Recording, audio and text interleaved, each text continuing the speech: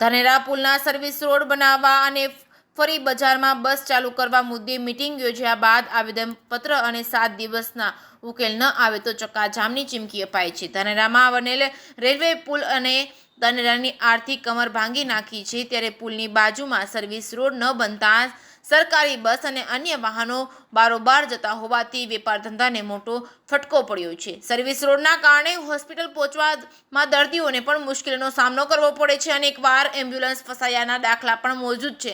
સ્થાનિકોએ service road મુદ્દે અનેકવાર રાજકીય આગેવાનો અને ઉચ્ચ અધિકારીઓને રજૂઆતો કરી છે, પણ પરિણામ ન મળતા આખરે પરિવારો, ડોક્ટરો અને જાગૃત નાગરિકોને મીટિંગ મળી હતી। ત્યારબાદ રેલી સ્વરૂપે આવેદનપત્ર આપી 7 દિવસમાં ઉકેલ લાવવાની માંગ કરાઈ હતી। ઉકેલ ન આવે તો ધરણા અને ચક્કાજામ કરવાની ચીમકી ઉચ્ચારવામાં આવી છે। સરકાર અને તંત્ર યોગ્ય કાર્યવાહી ન કરે તો આવનારા દિવસોમાં સર્વિસ રોડ મુદ્દે મોટું આંદોલન મોટું સ્વરૂપ ધારણ કરે એ નક્કી જ છે। જે કે સિંહ ગુજરાતી સાથે ભરત ઠક્કર, ડીસા। ધાનેરામાં 3 રસ્તા છે, ત્યાં જે નવો બ્રિજ બન્યો છે, છેલ્લા 3 વર્ષ થઈ ગયા। સામાન્ય રીતે જ્યારે બ્રિજ બને છે ત્યારે સર્વિસ રોડ સાથે યોગ્ય રીતે કરવામાં આવે છે, પરંતુ કોઈ પણ કારણસર સર્વિસ રોડ બન્યો નથી અને જે બન્યો છે તે ખૂબ જ સાંકડો છે, વાંકો ચૂકો છે, ખાડા ખચિયાવાળો છે। એટલે આખો જે વિસ્તાર છે, ધાનેરાનું અડધું ગામ છે, એમાં હેરાન થાય છે। જે મુસાફરો છે, દર્દીઓ છે, એ જે અવર જવર કરે છે એ લોકોને પારાવાર મુશ્કેલી અને ખર્ચ કરવો પડે છે। એક્સિડન્ટ થવાની શક્યતા ખૂબ વધારે છે। સ્કૂલમાં પણ હજારો વિદ્યાર્થીઓ ત્યાંથી જે પસાર થાય છે એની પણ જાનહાની થવાનો ખૂબ ડર છે। આ આખા ગામનો સળગતો પ્રશ્ન છે। વારંવાર રજૂઆતો કરવા છતાં પણ કંઈ નિવેડો આવતો નથી। તમારી બધાની વિનંતી છે કે આપણે સરકાર સામે, અધિકારીઓ સામે બધાને આપણે જાગૃત કરીએ કે વહેલામાં વહેલી તકે આ પ્રશ્નનો ઉકેલ લાવે।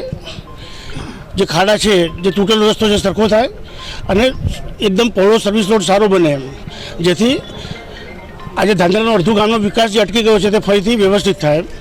તો આપણે બધા જ ભેગા મળીને આખા ગામના લોકો આ બાબતમાં જાગૃતિ સાથે અભિયાન કરીએ અને વાત પહોંચાડીએ।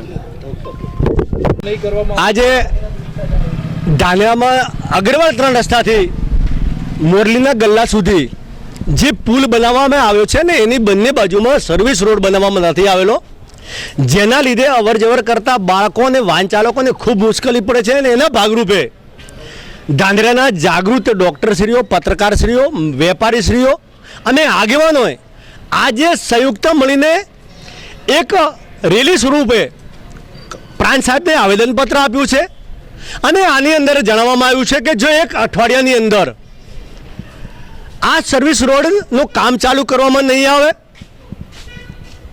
રોડ ઉપર પડેલા ખાડા પૂરવામાં નહીં આવે, સર્વિસ રોડની બાજુમાં જીબીના જે થાંભલાઓ આવેલા છે, થાંભલાની બાજુમાંથી કંઈક નર્મદા નહેરની પેલી જે પાઇપલાઇન ચાલે છે ને જેનું પાણી લીકેજ છે, એ લીકેજના લીધે ક્યારેક થોભલો પડીને ભાગે અને વિવેકાનંદ વિદ્યાલયના તમામ અલગ અલગ ડિપાર્ટમેન્ટમાં 10,000 કરતાં વધારે વિદ્યાર્થીઓ ભણે છે અને એમનું ભાવિ ન જોખવાય તેના માટે આજે બધા સંયુક્ત મળીને પ્રાંત સાહેબને આવેદનપત્ર આપ્યું છે અને એની અંદર ચોખ્ખો ઉલ્લેખ કર્યો છે કે 1 સપ્તાહની અંદર જો આ કામનું નિરાકરણ નહીં આવે તો આવનાર સમયમાં ઉગ્ર આંદોલન કરવામાં આવશે અને રોડ ચક્કાજામ કરવામાં આવશે। તેની તમામ જવાબદારી લાગતા વળગતા અધિકારીઓને રહેશે।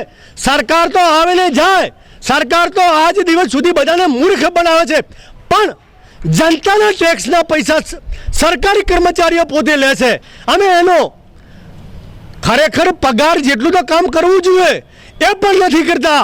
એના માટે આજે એવી ચીમકી ઉચ્ચારી છે કે આવનાર સમયમાં જો કોઈ દુર્ઘટના ઘડી તો તમામ જવાબદારી લાગતા વળગતા અધિકારીઓને રહેશે અને જો સપ્તાહની અંદર કામ ચાલુ કરવામાં ન આવ્યું તો આક્રમક આંદોલન કરવામાં આવશે અને એની પણ સંપૂર્ણ જવાબદારી લાગતા વળગતા અધિકારીઓને રહેશે। કાળુભાઈ તરક, ધાનેરા।